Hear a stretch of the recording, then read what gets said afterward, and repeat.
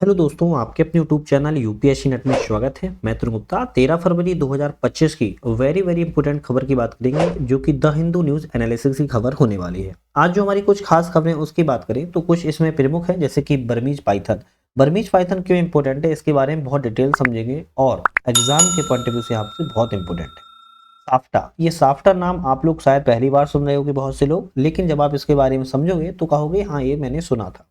सतकोच tiger reserve के बारे में देखेंगे और थाई पूषम त्योहार, ये तो आज की इंपॉर्टेंट है। थाई पूषम त्योहार कहाँ मनाया गया, क्यों मनाया गया, क्यों मनाया जाता है, इसके बारे में समझेंगे।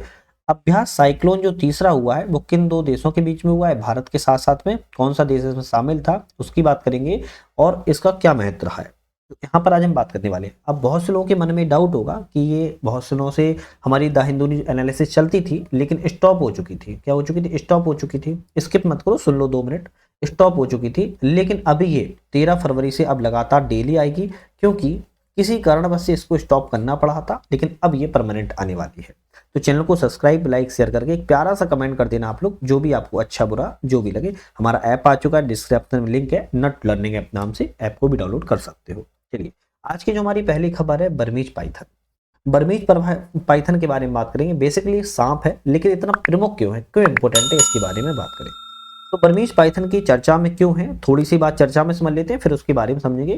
फ्लोरिडा विश्वविद्यालय के वैज्ञानिकों ने बर्मीज पाइथन के ठेकेदारों के द्वारा जो डेटा है उसका एकत्रित किया गया है, उसका विश्लेषण किया हुआ है, जिनमें सरीसृपों में सबसे अधिक कुशलता से हटाने के बारे में महत्वपूर्ण जानकारी प्राप्त हुई। ये आपका चर्चा में रहा है। फ्लोरिडा विश्वविद्यालय के जो साइंटिस्ट थे उनको ने यहाँ पर कुछ डेटा को विश्लेषण किया है, ये चर्चा में था। लेकिन अब बर्मीज पाइथन के बारे में आप समझेंगे, क्योंकि अब चर्चा में है तो कहीं ना कहीं पूछा जा सकता है। दुनिया की यह सबसे बड़ी सांप की प्रजातियों में से एक है। ध्यान रखना है, दुनिया में जो सांप की जितनी प्रजातियां हैं, बर्मीज पाइथन उनमें से एक है और सबसे बड़ी प्रजाति है। यह 20 फीट तक बढ़ सकता है और इसका वजन की बात की जाए तो 250 पाउंड से अधिक होता है। अगर इसकी हम लंबाई की बात करें, लंबाई की, तो मादा जो जीव होता है वो नर से लंबी होती है। इंपोर्टेंट है, जो मादा जीव है वो नर से लंबी होती है। और सबसे बड़ी बात, ये गैर विषैला होता है, एकांत में रहता है। मुख्य रूप से रात्रिचर वनवासी सांप है, मतलब कि रात्रि में यह अपना इधर उधर घूमता रहता है। जैसे पढ़ाई में इंसान कैसा होता है, रात्रिचर होता है ना, तो इसी तरीके से रात्रिचर वनवासी सांप है। एकांत महसूस करता है, झाड़ियों के पीछे अक्सर रहता है और गैर विषैला होता है। बहुत अच्छा तैराक भी है, मतलब कि ये स्विमिंग वगैरह बहुत अच्छी कर लेता है। खास तौर से आधे घंटे तक इसमें पानी में डूबे रहने की सहन शक्ति होती है। मतलब कि अगर मान लो पानी के अंदर अगर ये है, तो पानी के अंदर आधे घंटे तक ये बना रह सकता है, कोई दिक्कत नहीं है।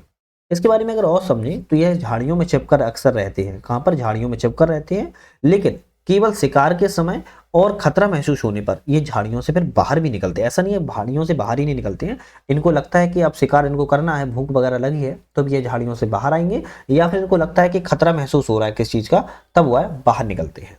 2009 में इसे पाइथन मोलुरस की उपप्रजाति जाना जाता था, मतलब कि 2009 तक इसे पाइथन मोलुरस की उपप्रजाति के नाम से जाना जाता था। लेकिन 2009 के बाद इसको एक अलग प्रजाति के रूप में मान्यता प्राप्त हो गई, तब से ये बर्मीज पाइथन के रूप में जाना जाता है।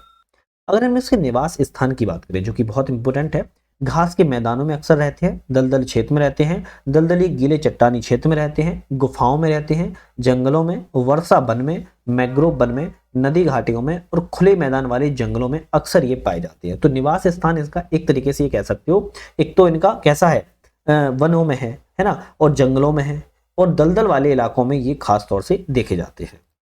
इनकी वितरण की बात करें कि इनका कहाँ कहाँ पाए जाते हैं, तो सबसे पहले तो ये समझो कि पालतू व्यापार के परिणाम स्वरूप फ्लोरिडा में एक आक्रामक प्रजाति है। मतलब कि बहुत एकांत और गैर विषैले होने के बावजूद भी फ्लोरिडा में यह एक आक्रामक प्रजाति के रूप में इसको जाना जाता है। अब हम वितरण की बात समझें तो यह पूर्वी और पूर्वोत्तर भारत में पाए जाते हैं। मतलब कि भारत में जो पूर्वी वाला एरिया है वहां पर पाए जाते हैं, और पूर्वोत्तर भारत की बात कर रहा है कि मतलब कि ये जो आपका वाला इलाका पड़ेगा ना, जैसे आपका ये भूटान हो गया, अरुणाचल प्रदेश हो गया, नागालैंड, मिजोरम, त्रिपुरा, है ना, यहाँ पर आपको देखने को मिल जाता है भारत में। साथ में म्यांमार में, दक्षिणी चीन में, दक्षिणी पूर्वी एशिया में, कुछ हद तक इंडोनेशिया द्वीप समूह में भी ये उष्णकटिबंधीय वर्षा वाले जो वन होते हैं वहां पर आपको देखने को मिल जाते हैं। अब साथ साथ उष्णकटिबंधीय वर्षा वनों के अलावा ये उपोष्ण कटिबंधीय जंगल होते हैं, वहां पर मूल निवासी है। ये वहां के क्या है, मूल निवासी है। इसका वितरण पूर्वी नेपाल, भूटान, बांग्लादेश में भी कुछ क्षेत्रों में फैला हुआ है। तो इनका वितरण बहुत इंपॉर्टेंट है। हो सकता है मिलाने के लिए भी बोल दे कि मिला लो कि कौन सा आपका ऑप्शन सही है। ठीक है, तो आज की ये बहुत इंपॉर्टेंट खबर थी। इनके संरक्षण की स्थिति की बात करें तो आयुषीएन की ये सुभेद श्रेणी में रखे गए हैं। कैसी? शुभेद श्रेणी में इनको डाला गया आयुषीएन। अब आयुषीएन की जब सुभेद श्रेणी में है तो चिंताजनक अभी इतनी बात नहीं है, ध्यान रखना है, लेकिन खबर इंपॉर्टेंट है, इसके बारे में आपको चीजें ध्यान रखनी है।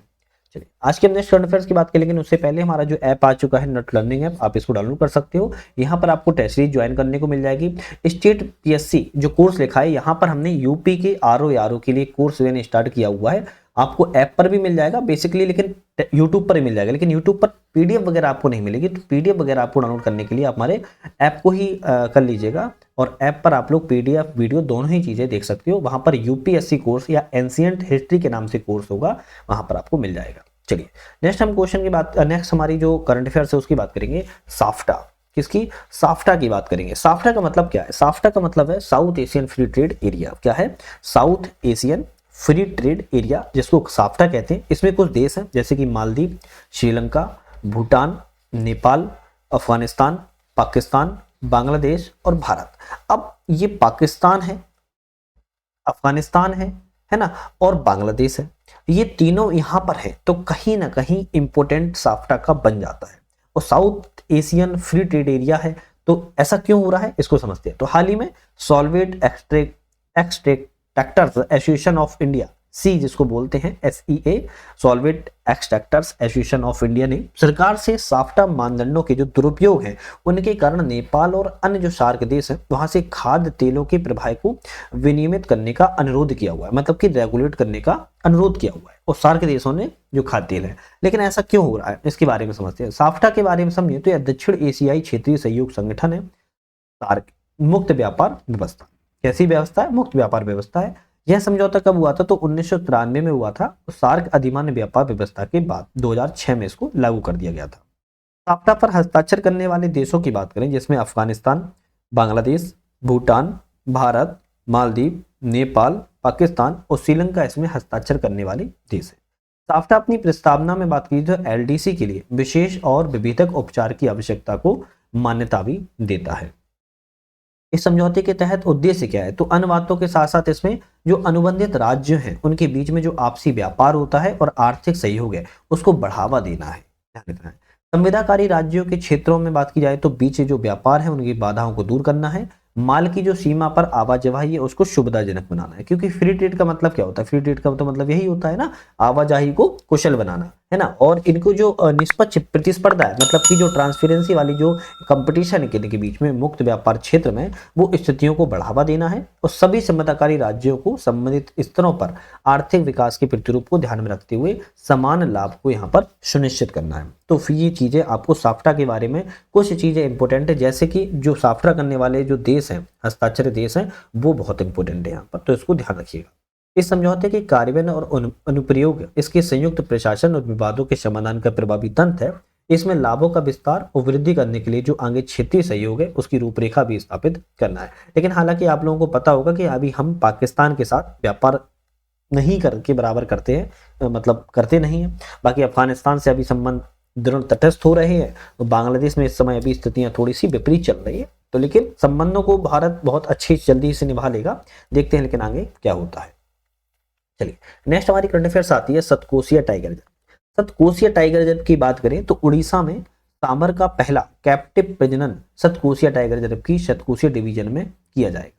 क्या बात की जा रही है? पहले तो ये समझो कि उड़ीसा में सांबर का जो पहला कैप्टिव प्रजनन है वो सतकोसिया टाइगर रिजर्व के सतकोसिया डिवीजन में किया जाएगा। और ये जो घाटी देख रहे हो, ये नदी जो है वो सतकोसिया को में बहती हुई नदी है। सतकोसिया टाइगर रिजर्व के बारे में बात करें तो उड़ीसा के हृदय स्थल में स्थित है, मतलब कि उड़ीसा के बीचम बीच हृदय स्थल में स्थित है। 4 जिलों अर्थात अंगुल, कटक, बौंध और नयागढ़ में यह फैला हुआ है। तो यहाँ पे हर्ट, जैसे कि हमारे शरीर में जो हर्ट होता है ना, बहुत इंपॉर्टेंट होता है, इसी तरीके से सतकोसिया टाइगर रिजर्व उड़ीसा के लिए बहुत इंपॉर्टेंट है, बहुत इंपॉर्टेंट है। और उड़ीसा के 4 जिले इसको कवर करता है, अंगुल, कटक, बौद्ध और नयागढ़। इसके 2 सीमावर्ती जो अभ्यारण्य भी है, एक पहला है पेसीपल्ली अभ्यारण्य, दूसरा है सतकोसिया गार्ज अभ्यारण्य।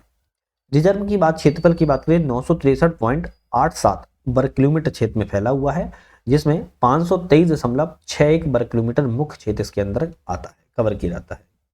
यह क्षेत्र जो है महानदी हाथी रिजर्व का हिस्सा भी है। महानदी रिजर्व के बीच घाटियों से यह होकर बहती है, मतलब कि महानदी भी यहाँ से होकर बहती है। सतकोशिया जो है भारत के दो जैव भौगोलिक क्षेत्रों जैसे दक्षिण प्रायद्वीप और पूर्वी घाट का मिलन बिंदु भी है ना। दक्षिण प्रायद्वीप और पूर्वी घाट का क्या है, मिलन बिंदु भी है सतकोशिया। भूदृश्य की बात किया तो भूभाग पहाड़ी है ना, जो पहाड़ी एरिया है वहां पर मध्यम से खड़ी ढलानें हैं, सकरी घाटियां वहां पर देखने को मिलती है। भूभाग की औसत ऊंचाई 37 मीटर से लेकर 932 मीटर के बीच में है। सबसे कम बिंदु कटरंग एवं सबसे ऊंचा बिंदु शुना खानिया में है। सबसे जो कम बिंदु नीचा बिंदु है वो कटरंग है और सबसे जो ऊंचा वाला बिंदु है वो शुना खानिया में है। वनस्पति कैसी है यहाँ पर, तो उत्तर भारतीय जो उष्णकटिबंधीय निम्न पर्णपाती वन है वो यहाँ पाए जाते हैं, जो कि निम्न प्रायद्वीपीय निम्न स्तरीय साल के हैं। मुख्य वृक्ष प्रजातियों में साल है जो कि झुंड में उगती है। अन्य सहयोगी प्रजातियों में आसन, धौरा, बांस और शीमल है। तो कुछ सारी प्रजातियां वनस्पतियों की हैं जो कि आप थोड़ा ध्यान रखना है। जीवों की बात करें, यहाँ जीव कौन कौन से पाए जाते हैं रिजर्व में, तो बांग पाया जाता है, तेंदुआ पाया जाता है, हाथी, चित्तीदार हिरन, सांभर, चौसिंघा, भौंकने वाले हिरन, बाइसन, जंगली कुत्ते, सुस्त भालू, सियार, विशाल गिलहरी और शाही की आबादी यहाँ पर देखने को मिल जाती है। तो यहाँ पर जीव बहुत सारे हैं जैसे कि आप देख पा रहे हो। यहाँ पर दो लुप्त प्राय प्रजाति भी है, एक मीठे पानी के मगरमच्छ और घड़ियाल। प्राकृतिक जो आवास है वो यहाँ पर दो लुप्त प्राय प्रजातियां भी देखने को मिलती है। तो थोड़ा सा इनके बारे में आपको ध्यान रखना पड़ेगा। जैसे कि मैंने आप लोगों से कहा था, एक आज की बहुत इंपॉर्टेंट खबर है, थाई पूसम त्योहार 2025। अब थाई पूसम त्योहार 2025 क्यों इंपॉर्टेंट है इसके बारे में समझते हैं। तो 11 फरवरी को थाई पूसम त्योहार 2025 जो कि मनाया गया है और चित्र के माध्यम से आप देख पा रहे होंगे किसी न किसी भगवान के लिए बनाया जाता है, लेकिन हम समझेंगे यह दिन जो है वो भगवान मुरुगन यानी भगवान शिव एवं माता पार्वती के बड़े पुत्र भगवान कार्तिकी की पूजा की जाती है। तो ये कौन है, कार्तिकी है, कार्तिकी है और ये किसके पुत्र है, शिव और पार्वती के पुत्र है, शिव और पार्वती के पुत्र है, बड़े पुत्र है ना। तो कार्तिकेय की पूजा की जाती है मुरुगन के नाम से, जिन्हें भगवान शिव और माता पार्वती के बड़े पुत्र कार्तिक के रूप में जाना जाता है। धार्मिक मान्यता ऐसी है कि इस दिन भगवान मुरुगन की पूजा करने से व्यक्ति को जीवन की सभी परेशानियों से छुटकारा मिलता है। यह जो पर्व है मुख्य रूप से दक्षिण भारत में बड़े हर्षोल्लास के साथ मनाया जाता है। तो अगर कभी आता है कि थाई पूसम त्योहार कहाँ मनाया जाता है, सबसे पहले तो ये समझो कि साउथ इंडिया में मनाया जाता है, मतलब कि दक्षिण भारत में मनाया जाता है। दूसरा क्वेश्चन, किस भगवान के लिए मनाया जाता है, भगवान कार्तिकेय के लिए मनाया जाता है। तो ये दो चीजें आपको ध्यान रखनी होगी। अब ये चीज तो याद रखिएगा, कार्तिक किसके पुत्र हैं, शिव और माता पार्वती के पुत्र हैं। इसके अलावा श्रीलंका, अफ्रीका, अमेरिका, थाईलैंड जैसे कई अन्य देश तमिल जो समुदाय के लोग हैं वहां पर बहुत श्रद्धा और उत्साह के साथ इस त्योहार को मनाते हैं।